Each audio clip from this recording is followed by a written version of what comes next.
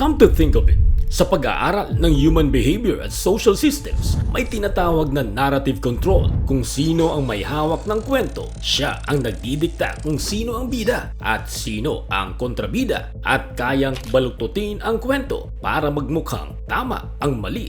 Fact! Talamak ang korupsyon sa Philippine government. Sa magkabilang panig, batuhan ng mga akusasyon. From this corner, gustong ma-impeach ang vice presidente hinggil sa pondong hindi na ideklara ng maayos. And from this corner naman, akusasyon sa flood control budget na hindi alam saan napunta.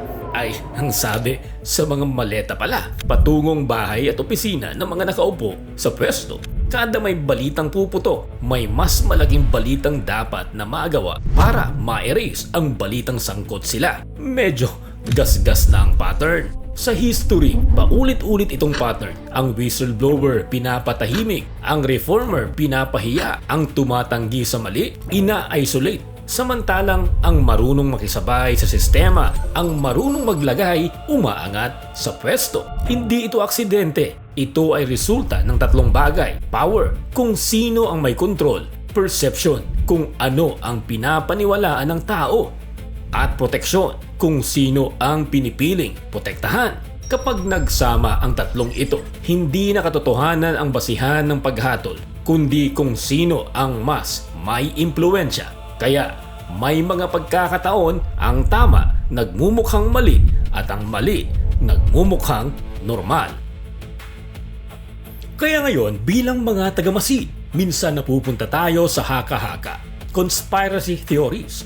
Pero ayon sa ilang mananaliksik, may mga conspiracy theories na kalaunan na patunayang totoo matapos lumabas ang mga dokumento at investigasyon. Halimbawa, ang kaso ni Jeffrey Epstein.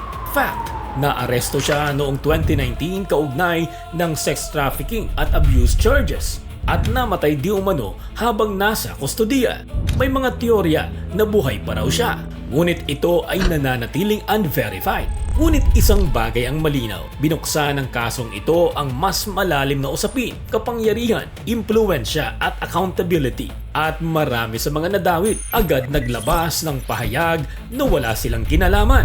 Kasabay ng mga ganitong malalaking balita, may iba pang kwento na lumabas. Sa Estados Unidos, may mga religious organizations na napasama sa malalaking investigasyon. Bigla ang search warrants, pagpasok ng law enforcement sa mga compound at sunod-sunod na headlines. Sa loob lamang ng ilang araw, ang mga religious groups ang naging sentro ng usapan at alleged religious persecutions. Ayon sa mga ulat, may 300 religious churches sa Amerika ang pinrosecute di umano at sinasabing unfairly targeted ng mga nasa kapangyarihan dahil sa kanilang beliefs o practices. You see, folks, religious freedom is not a Western value. It is a human right.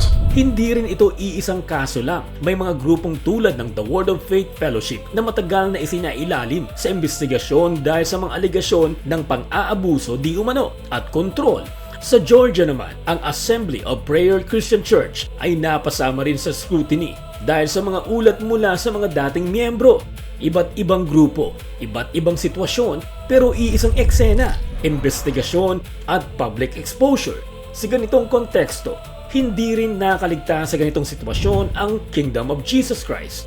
Noong 2020, ang mga operasyon nito sa Estados Unidos ay napasok ng federal authorities bilang bahagi ng isang mas malawak na kaso di umano. Kasunod nito, sunod-sunod na headline at paglabas ng indictment. Ngunit mahalagang tandaan, ang indictment ay akusasyon pa lamang. Hindi pa ito hatol, hindi pa ito desisyon ng korte.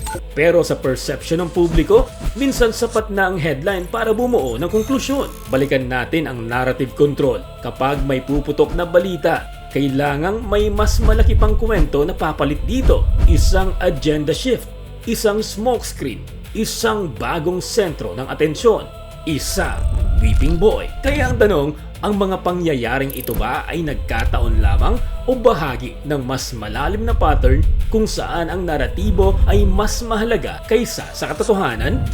May dalawang larawan. On the right side, tumutulong sa kabataan, nagbibigay pag-asa upang magkaroon ng saysayang buhay at gabay ng Diyos. At on the left side naman, isang inaakusahan na sumisira sa kanila. Isang nagbibigay buhay at isang sinasabing kumukuha nito. Parehong kwento, pero magkaibang perspektibo.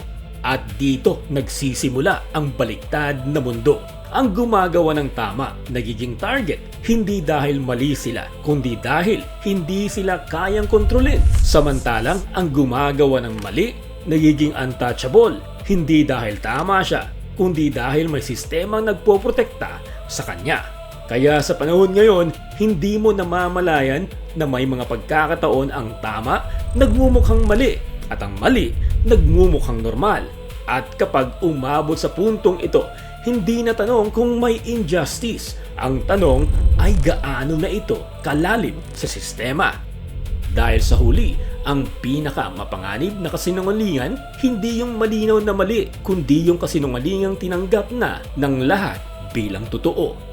Kapag ang mali ang pinoprotektahan at ang tama ang inuusig, hindi na ito simpleng problema ng tao. Ito ay problema ng sistema. Ngunit madalas sa kasaysayan, may mga conspiracy theories na lumalabas na totoo, ngunit pilit na itinatago.